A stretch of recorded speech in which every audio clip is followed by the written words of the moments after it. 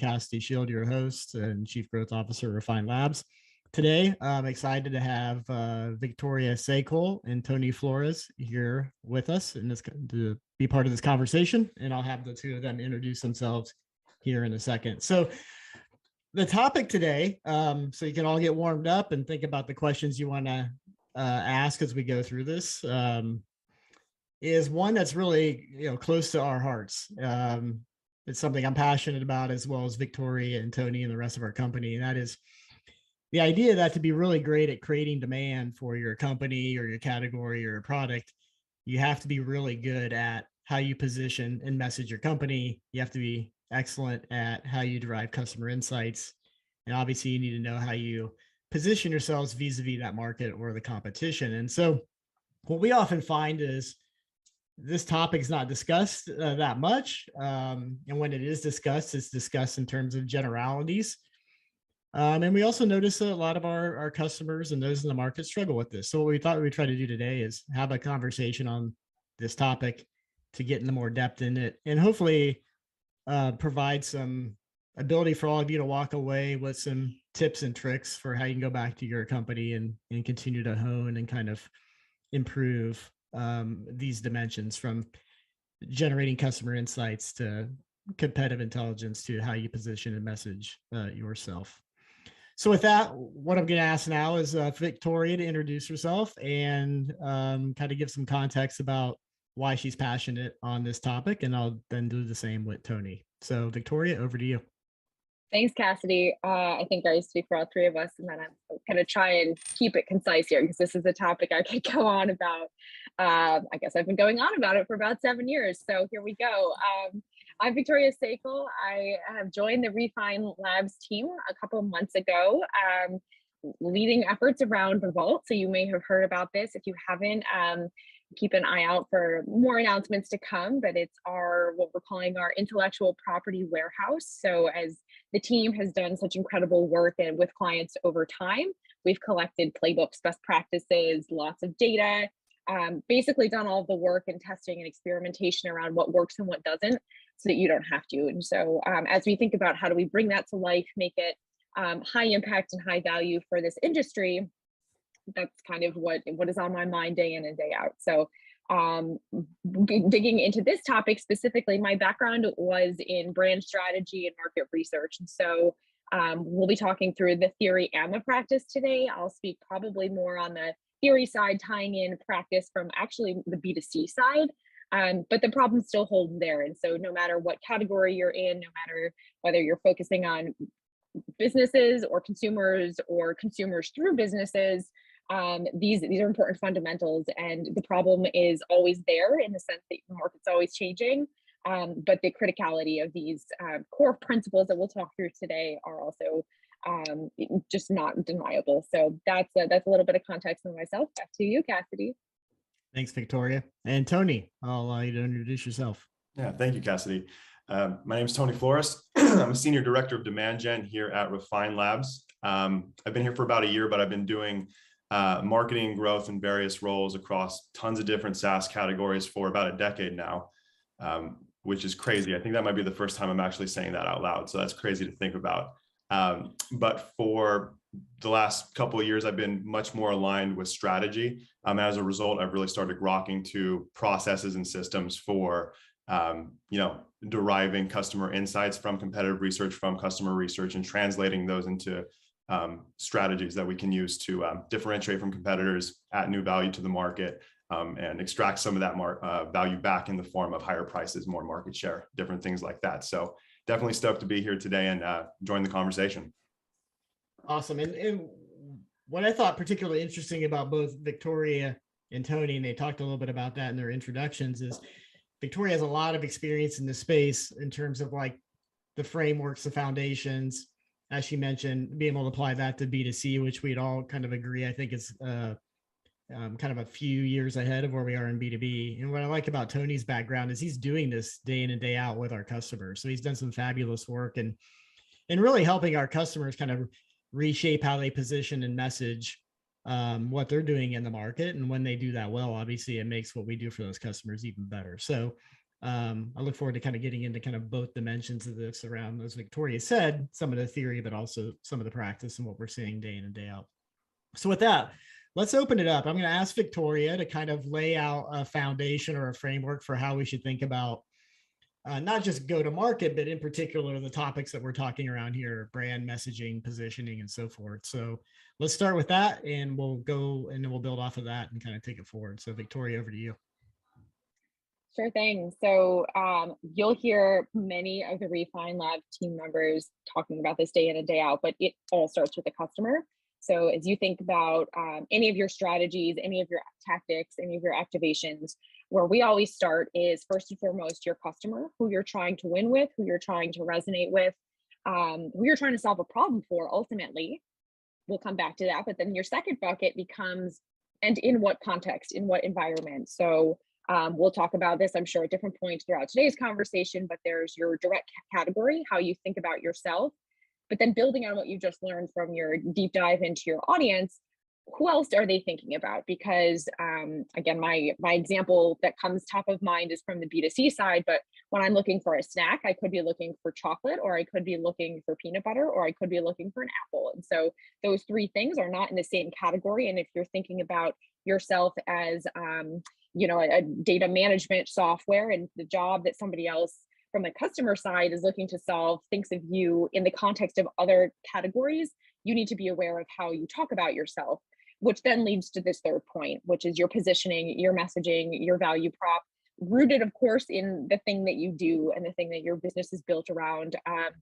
In a perfect world, you might design the business by going through these three steps, but in our current reality, we all are working for the context of the market, what's happening, who you're competing against from a direct competitor in a category context or otherwise perspective.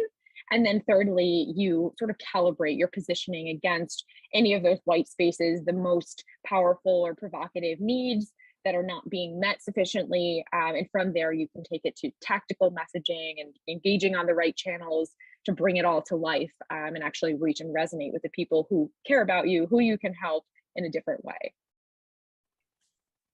So let's recap that a little bit. So we talked about this idea of knowing the customer. We talked about the context of how you fit within the market and the landscape, and then your unique kind of positioning and messaging. One of the things I find, I have that right, Victoria? Yeah. Okay. One of the things I often feel when we say something like this, we as in marketers, it feels daunting. And it kind of feels like that seems like a lot of work. And so maybe I'll turn this over to Tony and say, how do you kind of get started doing this? And you've done this with a few of our clients, and it wasn't a big 6-month research project. It was something different. So what's the quick and dirty way of like hacking this framework to kind of get going? Yeah, so that's a good question. So customer research and market research, competitor research can always seem a little bit inaccessible, right? Especially when you think about it, like in terms of like these big consulting firms that do these 6-12-month projects that are $250,000 and have all these different insights that they want to apply across different segments of your business and all this kind of stuff. But especially here at Refine Labs, we need to get to actionable insights quickly for our clients, insights that will result in new value, new ideas in a meaningful way quickly. So the best starting point, I always say something's better than nothing. If you're not talking to your customers on a regular basis, you need to be talking to your customers on a regular basis. There are, especially in SaaS, right? In these high growth industries, these high growth categories, especially those that are piggybacking on the wave of demand and urgency from, back in March of 2020, right? Whenever all the stay-at-home orders took place, right? Being able to really understand how or why your customers are working with you, why they're buying from you, what their core functional need is. That's probably the most important thing you can extract from any sort of market research that you're doing in terms of identifying insights to generate demand from. In my experience, and again, speaking specifically with SaaS, because that's who we primarily work with at Refine Labs, I find that all too often, the reason why a buyer buys is not being well articulated on the website. And most of the time, even if somebody is buying with you, even if you are getting period over period growth in your key metrics, pipeline revenue, it's difficult to continue innovating and growing and breaking into new segments of your market in any sort of meaningful, predictive way if you're unclear what the core functional reason is why someone's buying from you.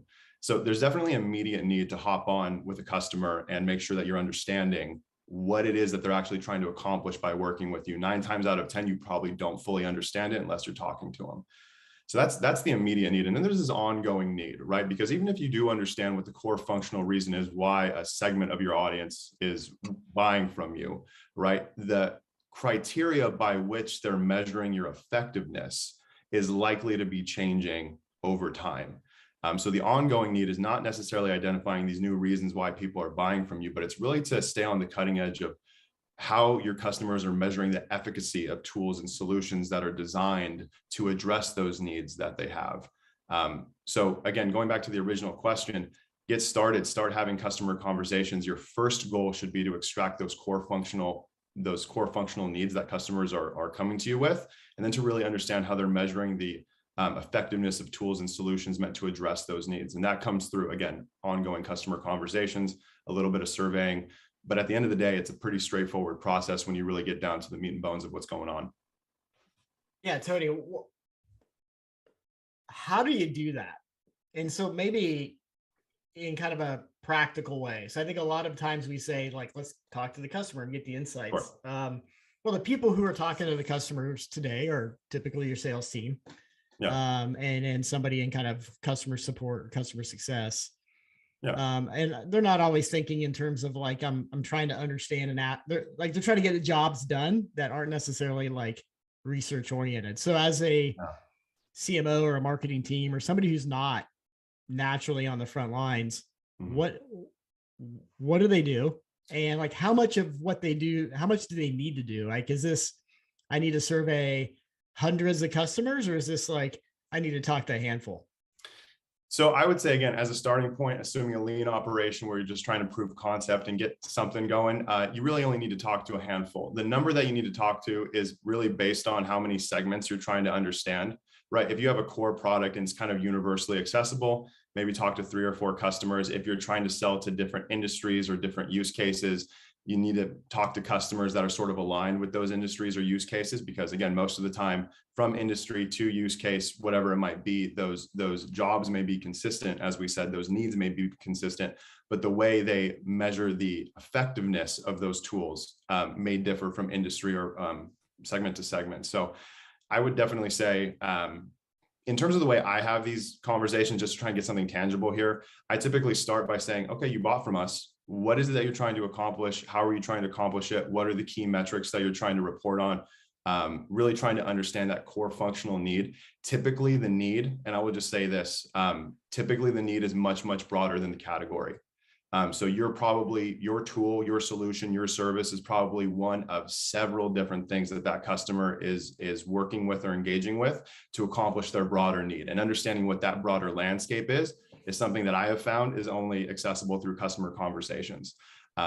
So that's the starting point, figuring out why they purchased from you, right? Just going down that conversation. Then once you understand that core functional need, really start breaking down the steps associated with executing that need, right? How do you determine what resources you're going to need to execute that job? How do you measure the effectiveness of tools and solutions that are meant to affect that job? What does execution look like? What does modification look like? How do you close the job? How do you know it's successfully accomplished? Starting with curiosity. That's probably how I would sum this up. Curiosity is the most important thing here, right? It's a known issue with customer research that people don't have a universal language by which they articulate their needs well. So just going in and saying, what are you trying to do and how can we make better products and services will likely lead you down the wrong path. So starting with just a genuine curiosity of what they're trying to do outside of your tool to accomplish their broader job, that will glean you way, way better and I think more utilizable insights than traditional focus groups and different things like that. And then the second part of that is you really want to get statistically significant surveys, right? You have a couple of these conversations, you extract those needs, those outcome statements, and then you begin surveying. And the goal of those surveys is to prioritize those findings based on how important they are to the customer and how underserved or overserved they are by existing solutions meant to address those needs. And then if you do that well, the output of that is this prioritized list of innovation strategies that have a higher than random likelihood of adding net value to the market. And that outcome, I think, is what pretty much any growth-oriented company, that would be, gold, right? So that's what we try to get to in a really lean, meaningful way at Refine Labs. Can I add a couple thoughts there, Cassidy? You may, Victoria. Permission granted. So a couple of additional pieces that I would maybe, again, to add additional ideas for anyone looking to activate on some of what we're talking about. The first thing is exactly to Tony's point, there's the balance between curiosity and then having hypotheses. So I would encourage you, as you go in to conversations, there are certain things that you're looking to explore and test, and just to keep the conversation, you want to keep the conversation open, but you want to get the answers that will inform the strategy that you're ultimately trying to design. So in some sense, that could look like, who is my target audience? Do I have the right target audience? As you think about who to talk to, it could be exactly any of your customers.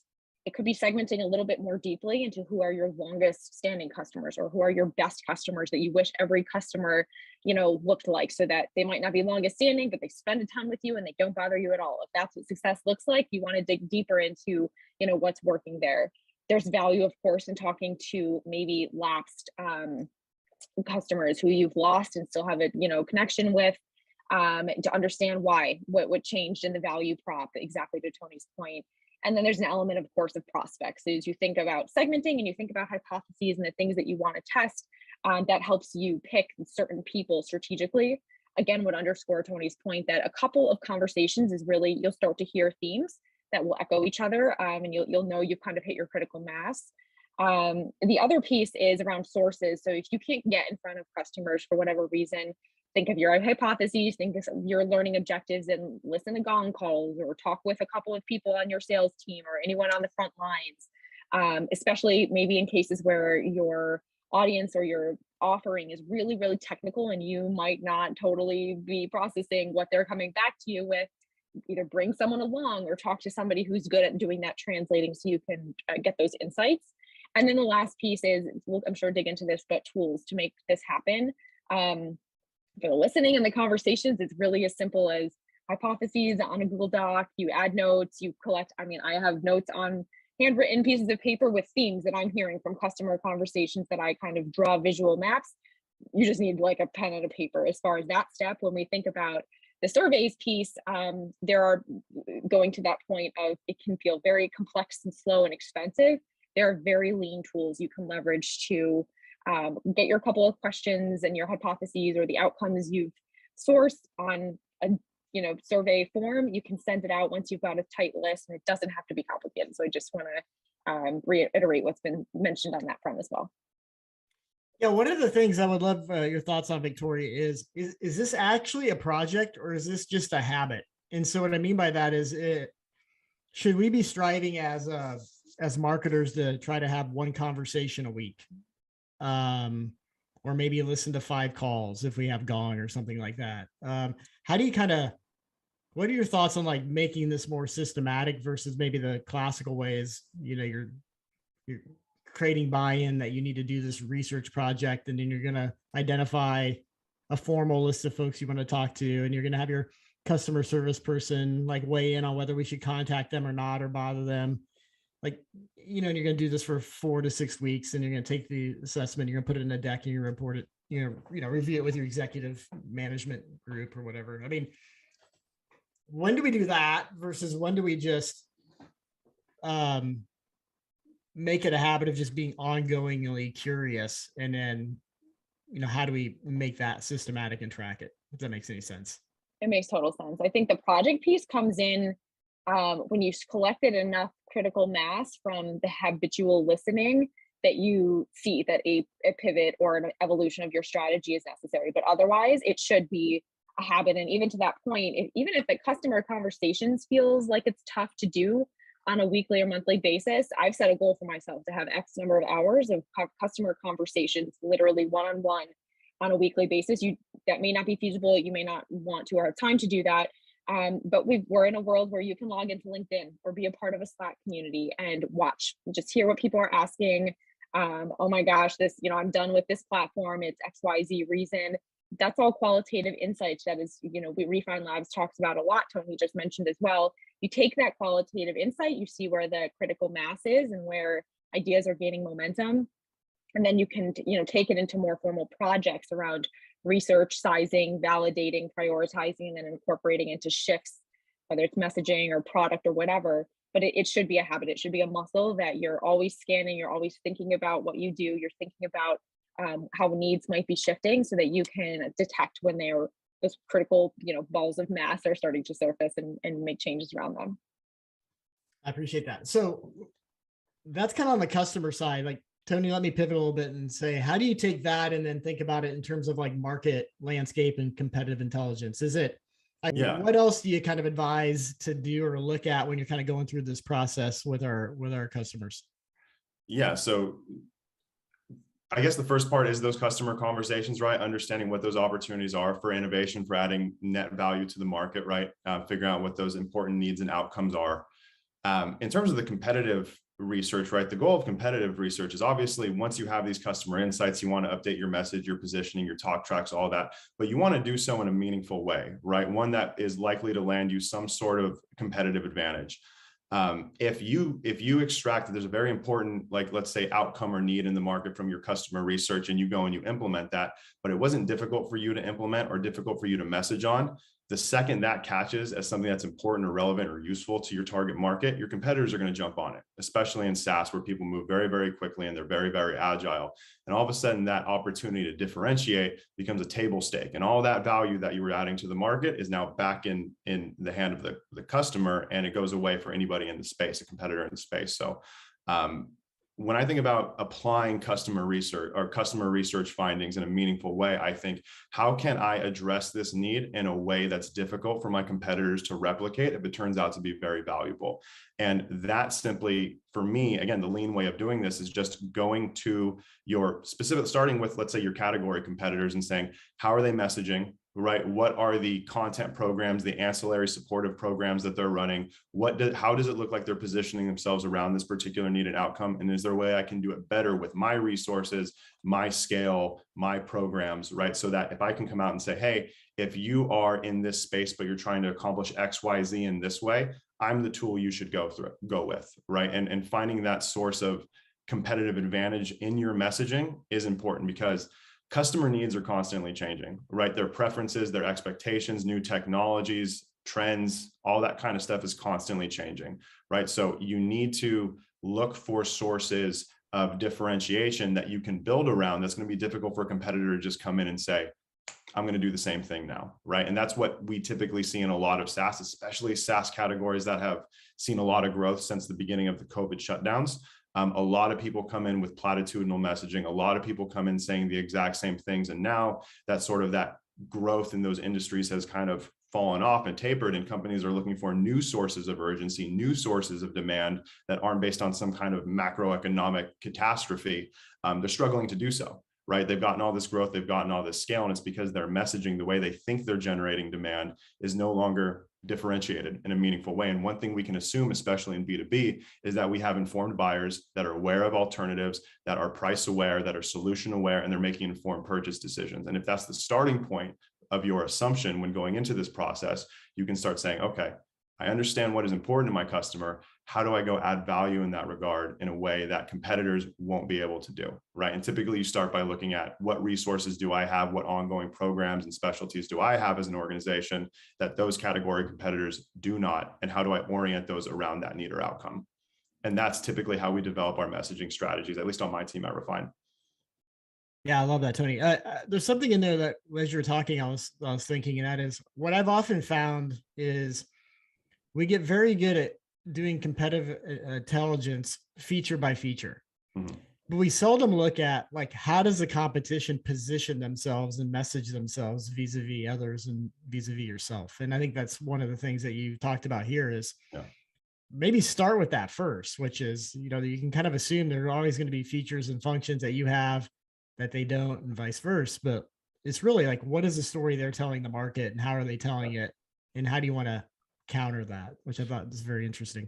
Yeah, absolutely. And just to piggyback on that, typically what I find is that companies are trying to continue to push the limit on the same set of metrics that have been around since the beginning of that category's takeoff, right? So if you have 95% accuracy on some AI software, people are trying to say, well, my tool has 96%, my tool has 97%, then eventually it's 100%, right? And all these different ways that people try and message or innovate typically is just adding net value along those sustaining technologies, those sustaining innovations. And like you said, it's mostly feature to feature based. One thing that I would encourage everybody on this call to do is say, okay, I have a set of features for my tool, and those are meant to address a specific outcome, but start really digging into your ancillary programs, your onboarding, your customer success, right? These other things that you're doing to support the outcomes, right? Even those functional outcomes that may not necessarily have anything to do with what the person is trying to do, right? How do you help them get better at implementing the idea, getting smarter and more intelligent about what they're doing, right? How can you refine your content program so that you're giving them the information they need to execute? You don't just differentiate off features anymore. You differentiate on the way your features, your content, and your supported programs all work together to support the customer in their effort to accomplish the job, right? So if you're looking for low-hanging fruit ways to differentiate, go talk to your content teams, go talk to your different supportive department leaders, right? Like onboarding, like customer success, ask what they're doing that's uniquely different and surface that in your messaging. Excellent. And by the way, audience, feel free to start dropping questions in the chat. I've seen a few pop up. I'm going to hit on one of those as I turn this over to Victoria, and that is, Victoria, who owns this? And David asked, is this something where you start with product marketing? I would ask, does product marketing own this? Is this decentralized in terms of maybe product marketing owns an aspect of it and demand or brand is an aspect of it? How do you think of like who should raise their hand and kind of take ownership of this? And does that change on type of company, size of company, et cetera? I love thinking about product marketing owning this because, especially as I've spent a lot of time watching the evolution of product marketing over time, it can position you as really critical to the business. Again, we have a strong point of view and have, no deniability around marketing is core to driving any business's growth, but product marketing in many ways should be the core of that. So what is the thing we offer? How do we do it? And why does it matter? So if you are the expert on the customer and you are the expert on how your product or solution is the best thing or can show up in a better, different, powerful way to solve that need, it positions product marketing really well from a personal and kind of professional development perspective. So just want to address that point. I will also acknowledge that product marketing doesn't exist in every organization or it's part of certain roles. So I would always encourage, don't feel like you need to get too hung up on if your job description doesn't necessarily include this. First of all, to your point earlier, Cassidy, this hunger and foot on the ground of your audience and this curiosity around what's happening out there is every employee everywhere's responsibility in order to keep themselves smart and, on the front of their game for whatever their role is. But as far as who's accountable for bringing this back into the organization, I again think this is powerful for marketing or product marketing to own. Make sure that whether insight needs to go to product or it needs to go to whoever's running paid social, because for some reason we're hearing Reddit mentioned a million more times in our conversations. And so we should probably be there, be that cascade of information and sort of make sure it's getting out to the business. And then other people, won't sort of step on your toes, and B, you'll position yourself as really core to this. As companies grow, there are often, customer insights functions, meaning entire research engines and teams.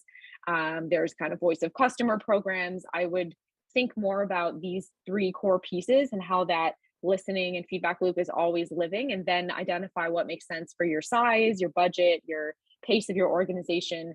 Do you build out each of those verticals? Do you have one person looking across specific to a given product, whatever your structure is? But I always, say that the roles are different everywhere. Job descriptions can kind of shift from even the same title everywhere. As long as someone is owning it and it's clear who that is and it's being shared and cascaded to the right people, that's more the end goal. So hopefully that's helpful. Yeah, that is. I would say one kind of tip I have for the companies kind of an early stage where you may not have product marketing. I've done this before, and that is still when you're identifying the types of things that you need to do, just bucket it by the function you would expect in a larger marketing organization. I find this an effective way to communicate to senior leaders and folks who may not understand the marketing function. So I would put, there is a product marketing function. Here are the things we're doing within that function, even if it's done by the person also doing demand gen. So like you're starting to train the organization to think about these things in kind of functional buckets and like an owner of responsibility, even if you're the one that has to own both these functions. So just kind of a tip. I've found that an easier way to kind of communicate what different functions do in marketing, and also sets you up well for scaling your team when you have that opportunity. Okay, so we've talked about customer insights, we talked about the market, we talked about competitiveness and kind of positioning vis-a-vis that. Tony, how's this translate into like actual positioning and messaging? Like walk us through like that process we go through with, our customers in terms of taking this insight and kind of this understanding and then turning that into something that a customer would actually use in the market. You're on mute, Tony. Thank you. Just a quick refresher on what we typically do here at Refine Labs. Like our job, right, as a demand team, is to help our clients increase the perceived and actual value of their products, right? And our hypothesis is that by running our social campaigns the way that we do with these key messages, the key differentiators, by doing so consistently and well over time, we're going to see a lift in high intent conversions, pipeline, and revenue from organic and direct sources, right? With shorter sales cycles, better funnel conversion rates, different things like that. So sort of what we have the ability to affect here at Refine Labs, really, we advise on things like sales strategies, battle cards, feature, product roadmap prioritization, different things like that. But what we really affect is the creative, right, that we put out there on social, right, on search, right, the copy that we write, different things like that. So the tangible outcome of this exercise is then going back to our clients and saying, hey, based on what we've discovered through our customer research, these are the opportunities that we have to really stand out in a meaningful way. Based on a review of you and your competitors, we think that you can stand out in a meaningful way that's going to be difficult for competitors to replicate, meaning that we can do this for an extended amount of time without fear of some other competitor coming in and muddying the waters by making the same type of claim. Once we get to that point, we just go and build beautiful creative. We build a compelling, short, punchy copy on our social ads, and we just run it. And we make sure that we're balancing our budgets, our audience sizes, and our impressions and frequency based on how quickly we can turn over those creatives. But it really is just taking these findings from our customer research and saying, now that we understand how we're best positioned to generate value within a market, again, really, it's about the perceived value, right? It's about how do we take our existing mix of product, of services, of supportive programs, and package that all up in a very meaningful way, right? So we basically just go through our typical process from there. We prepare some campaign strategy recommendations for our internal creative team. We have, in my opinion, the best creative team in the world. And they go and always create something beautiful and compelling, right? But it starts with a meaningful understanding of what the strategy needs to be. So all this stuff that we're talking about, ultimately, it looks like Facebook posts and Facebook ads and Instagram and LinkedIn and different things like that. Was that what you were asking, Cassidy? Oh, you're on mute. My turn. I just did that back to you. Yeah. So I love the practical aspect of that. So it does answer that. I want to kind of maybe ask a question that's on my mind and maybe on the minds of folks here. And that is I'm going to, I think, come to you, Victoria. Like, what is the mechanism for capturing this? And what I mean by that is the number of times I've Googled best positioning framework document. And, I find myself for my teams in the past, like always figuring out how to make the perfect messaging and positioning document. And then you kind of get this thing filled out. So even though you're very dynamic in hearing customer inputs day in and day out, we then revert back to some document that every word needs to be perfect, that as soon as you've written it, nobody uses. And then, you go create this creative, or you go update your website, you actually write something else. How is there good tips or tricks out there for like, what does this actually look like when I'm capturing messaging and positioning in a way that feels dynamic? I know the output's going to be creative or a website or a sales collateral or a pitch deck, And I know I've done the research well. What's the in between? And I don't know if there is a good answer, but I'm going to ask Victoria. She has one. Yeah, I don't have like the go-to tool to recommend, but I'll talk through to your point around documents that are created and just sit there. I mean, I'm going through a lot of this process that we're voicing over today for the vault. There are documents that were created before I joined that have just sat there, and there's documents I've created since I've joined that, we workshop and the foundation of website language or whatever, but it's a real pain. I guess to think through a couple of ways I've approached this that have been helpful. First, I probably gonna like blow up the Slack channel now but in every company I join, I set up a private channel that I call landscape intelligence. And as I'm reading, I send articles to myself. I send notes and, this is interesting from an audience perspective. I send images or frameworks to think about. I send screenshots of competitor language or ads. And if nothing else, part of that is because I'm one of those people with 150 tabs and I don't like losing things. The amount of times I necessarily go back through the very top of that Slack channel is neither here nor there. But what that allows you to do is then search for certain words, take your kind of most divergent thinking, and then I typically move into the most complex tool there is, a Google Doc or an Excel, and I have a tab for audience insights, and again, the themes and the things I'm hearing or the trends I'm seeing happen. Just bucket by themes. You could use you could use slides, you could use a Notion page. The tool is less the issue here. And I do the same thing for the competitor piece. So as I hear of new competitors, I've got like sticky notes on my desk that I spend time when I'm like working out or whatever, and I kind of, everybody does this, I'm sure, instead of listening to music, you stalk competitor websites. But just weave it into whatever singular source is helpful. And then, you've seen some of these documents, Cassidy, when we work through these one pagers or whatever, you can go back and say, well, here's the language a competitor used, or here's the reason that we think this is our white space and my language might not be right, but let's figure out the better language. So I would encourage, collect all the thinking, be watching this habit of always keeping your feelers out there. And then from there, we've codified it into a couple of key buckets, but you can break it down however is most helpful. Capture your sources, the things you're listening to, capture your links, this is helpful, but really just capture the findings or the things to think about or the trends you're seeing.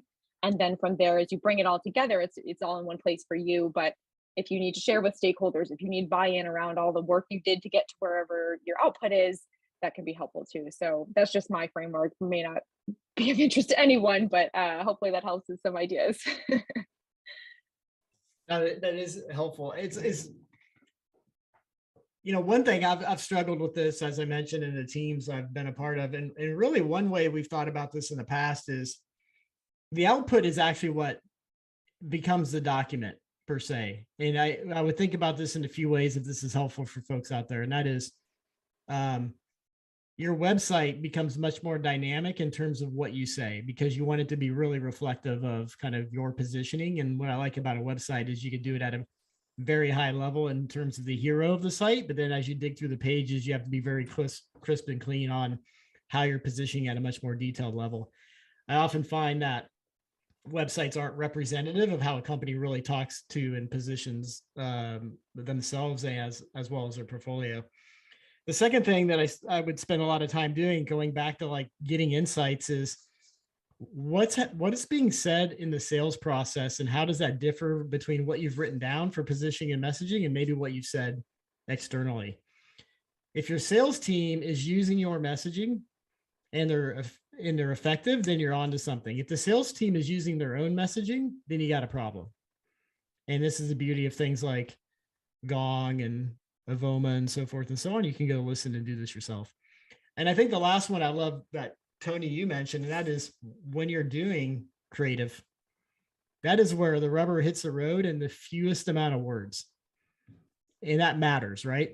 Because that's also going to be how the sales team thinks about it in terms of a hook. That's also going to be the hook on your website. So kind of the essence of this is, can you get anybody to really engage and understand what problems you solve and who you are through your creative process? And when you think of these things as the output, maybe you don't even need a messaging doc. I don't know. I'm still battling that within my head. But you definitely find that these things that are in market end up becoming kind of your your real-time guide into are you effective or not in kind of your positioning and messaging. One question that we've gotten that I want to ask, and that is, when we think about positioning and messaging, are we trying to make it just better? Or are we trying to make it different? Like, what are we striving for when we go through this process? Is it like, maybe Tony, you mentioned this, I'm trying to get it better. I'm trying to be a better version of the competition, or am I trying to be a different version? And how do I decide that? Better is a word that we should all remove from our our vocabulary, right? I see Victoria nodding her head, right? Because better is so subjective, right? Like anything can be better. It can be faster, stronger, chocolatier, whatever it is, right? So what I always strive for, and this is the term that I always share with my clients, is we're trying to create messaging that is useful, right? Immediately useful to the problems that they're trying to solve right now, that is relevant to their current situation, their current preferences, their current ideas. And in my experience, right, if someone's trying to do something that is better, right, if we can articulate how we do something in a more relevant and useful way than a competitor, right, that would be the way that I most closely align with something that is better, right, especially in B2B SaaS, right, whenever usefulness and relevance is pretty easy to understand relative to like something in like a B2C space. In terms of differentiating from a competitor, I think you should always strive for both, right? Update your messaging so it's more relevant, update it so it's more useful.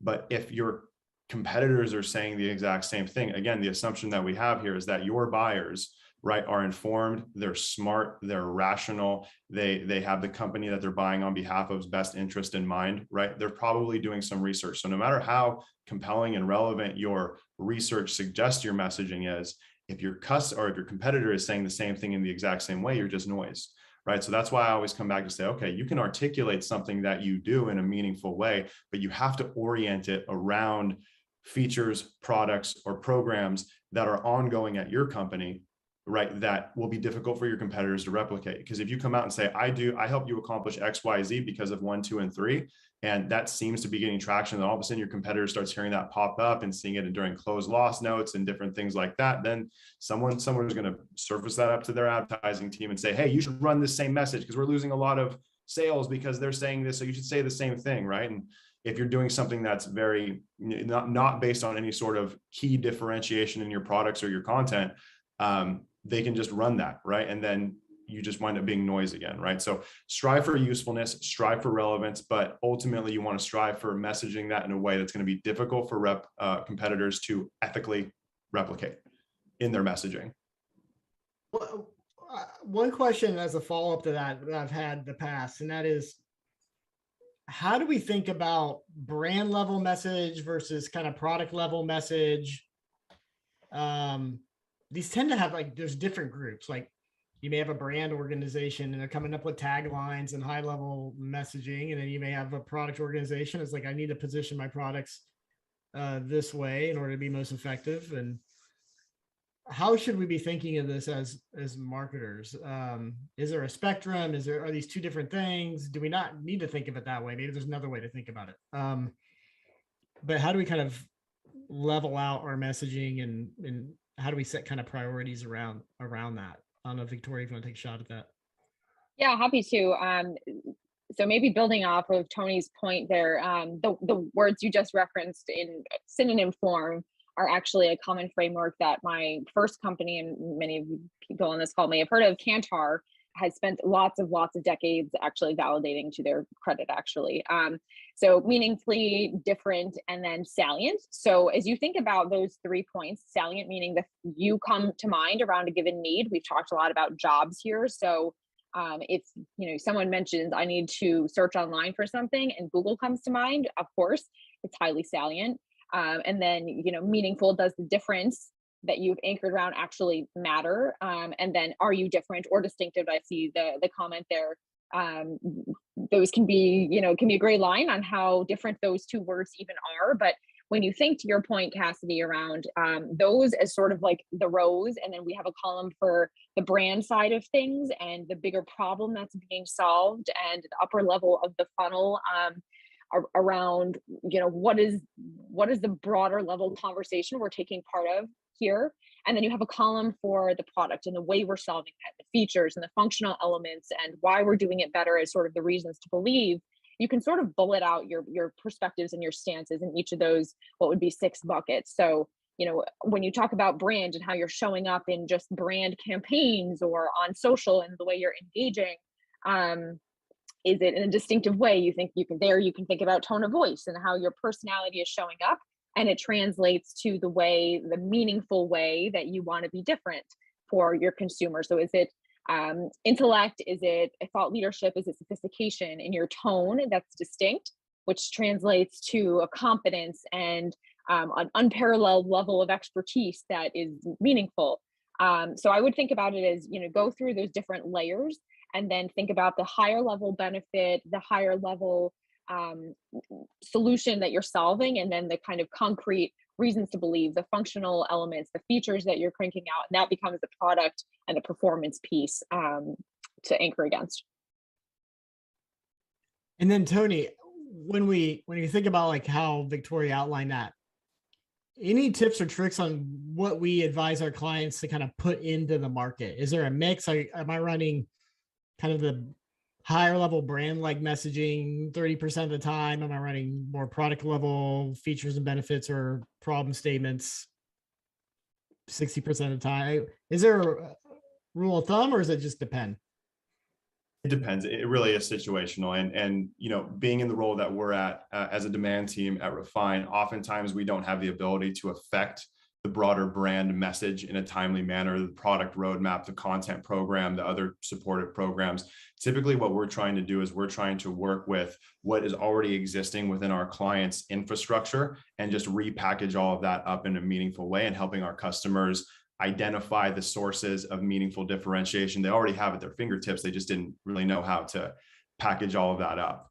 So in terms of how you go about and taking that newfound differentiation ability and messaging thing out, we do it like basically twofold. The percentages vary, right, depending on resources and just a myriad of different factors. But essentially, we go and we run 2 kinds of campaigns on a consistent basis. We run campaigns that speak to those functional outcomes, those differentiators, right, and basically articulate how our clients' mix of features, content, supportive programs address those important underserved needs in a meaningful way. We don't necessarily go out and say, we do this differently than competitors, so you can come to us. But the fact that we have that uninterrupted voice for an extended period of time, that is net beneficial to us. And we get that more often than not because our competitors struggle to replicate those messages simply because they can't, because we've taken the time and effort to package everything up in a unique way. In terms of the mix, right, we'll run those, and then in parallel with those, we also run those ads, those ideas that serve to increase authority and trust, right, in a specific category. Those are going to be things like your webinars, your case studies, your content that address those things that are being messaged heavily in your primary campaigns.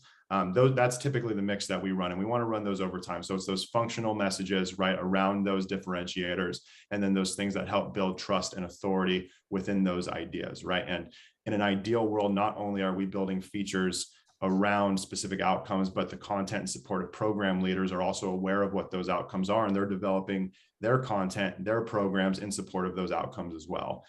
So we run both of those types, those functional campaigns and those authority and trust building campaigns in parallel. Again, we can typically do it in an uninterrupted way for longer than clients have previously because we package things up in the right way.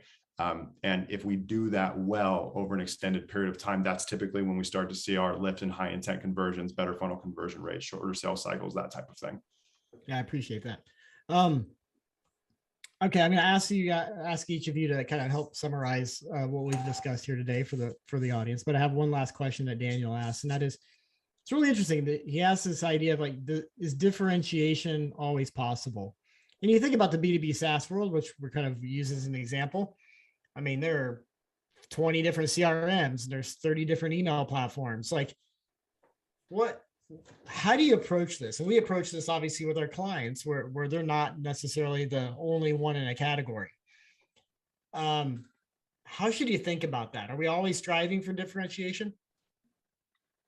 I'll kick us off here because actually in my past role, I conducted, you're laughing because I of course have thoughts on this one. In my last role, I conducted a bit of research around drivers of choice across different categories just to get to like a macro level framework. And what this question asks or hits on is the commoditization is around the functional elements of what the thing does. There's a few other elements that time and time again are part of decision making, whether you're a consumer or a business, or a business decision maker, I should say. And there's the emotional component to think about, there's the experiential component, and then actually there's the social component, which frankly I think B2B is still very far behind on. B2C is only getting this social component, in the mix here. But when you think about, yes, you can be a functional commodity, you can have the exact same thing as the next guy, but if how you're showing up, the value you're delivering, again, even Tony was speaking about content or thought leadership or webinars or how you're helping people do their jobs better, that creates an emotional affinity that's very distinct. Think about Apple versus Microsoft. You feel very different ways towards those two brands, although functionally you could argue that their laptops are, I have strong opinions on that one, but we won't go there. You could argue that their laptops are, arguably interchangeable. So I would think about, and then, that element of how you make your users feel and how you engage with them as much as the experience that you deliver. And that could be additional support. It could be the moment they engage with you on the sales perspective, because that's actually, in some sense, your wedge. If you can really nail those different elements beyond just the functional, that's the moat that's going to be really hard to replicate. And people copying you, it becomes obvious that they're copying you versus just leveling up on their skill set or their functions. I really like that mental framework of like not focusing on the functional and at some higher level, kind of whether it's emotional or social. And what goes through my mind is like, we should probably always just do that, right? I mean, is there a time, maybe I'll ask the other way, is there a time when you're like, when would you actually position on the functional? Because oftentimes that can get commoditized away and fairly quickly. You just need a couple engineers to build a new feature. Maybe that's the mistake. I'll kind of leave it with the audience and for us to think about that, or we can hit it in the wrap up. Maybe that's the mistake a lot of us make in B2B, is we think it's a game of functional positioning when it's not a game of functional positioning. It's all about emotion and social, just like it is in the B2C space. Interesting. I like that a lot. All right, Victoria, wrap us up. Like, how framework wise, can you summarize this for us? And then Tony, I'm going to ask you, like, practically, what should be the call to action to this group tomorrow as they go back and re-listen to this conversation and kind of decide what they're going to do next. So Victoria, you first. Sure. I would always be thinking about who you're trying to win with, whether that's current state, who you're rocking the socks off with right now, who you want to be winning with, but who they are, again, jobs they're trying to accomplish, pain points that could be improved upon. Think about where you're operating and don't limit yourself to just your defined category or what people might search in G2 to compare you to. Think about, again, alternative solutions. If your category disappeared, what would people use? If you asked, if your brand disappeared, what would people use? And you'll get some interesting insights. And then thirdly, from there, think about exactly what we were just talking about around distinction and differentiation and meaningful or relevant anchor points, and then salience. How do you keep yourself top of mind in a way that what you're able to uniquely bring to the conversation is something that your consumers will care about, because you know who your consumers are and you know what else is out there. Thanks, Victoria. And so Tony, then there's a lot we discussed. We talked about what is like one thing somebody should do tomorrow to kind of get started in improving what they're already doing, or get started in actually doing what we talked about if they're not doing it today. Get excited to talk to customers. Start cultivating internally your own curiosity around what they're trying to do as it expands beyond your category of software, tool, or service. Don't forget to talk to closed lost, because you're going to get a lot of really useful insights talking to closed lost as much as you talk to closed won. Take an inventory of your category competitors' features and the way they're packaging those up, along with their supportive programs and content. right? Really figure out what it is that you can be doing and offering your market, right, in a meaningful way that's going to be difficult for your competitors to do given their mix of assets. That's, in my opinion, the starting point for any sort of meaningful differentiation strategy. And then do it consistently, because the day you do one research project, the day after that, it's a little bit less relevant. And the day after that, it becomes even less relevant, right? Because consumer preferences and tendencies are constantly changing. There's constantly new tools, constantly new disruptive innovation that's being introduced to them on a regular basis, especially in B2B SaaS. So make it a habit. And try and have fun with it, because it can be daunting if you're feeling like you're trying to get something specific out of it. But if you're genuinely curious about how people are trying to go about accomplishing what they're trying to accomplish and are really interested in developing features, content, and supportive programs to address those needs, this becomes kind of like treasure hunting. And that's the way I think about it, right? And when you're looking at it more from a fun perspective rather than an obligatory perspective, it becomes easier to make a habit out of it, right? And the thing here is, as you said earlier, Victoria, is making this habitual is going to be very important to this program's success. I like that. I'll add one more thing to that. Challenge yourself and your team to have one conversation a week. Can you do that? Learn one thing from one customer, prospect, or somebody in your market one time a week. Ask each person on your team to do the same thing. And, once you can do it once a week, try it twice a week and go from there. All right, Tony, Victoria, this was great. Thank you for your time. Thank you, everybody, for hanging in there and being a wonderful audience. We'll be back in 2 weeks on our next episode of Stacking Growth Live. In the meantime, you can get a recording of this episode in the next few days as we put it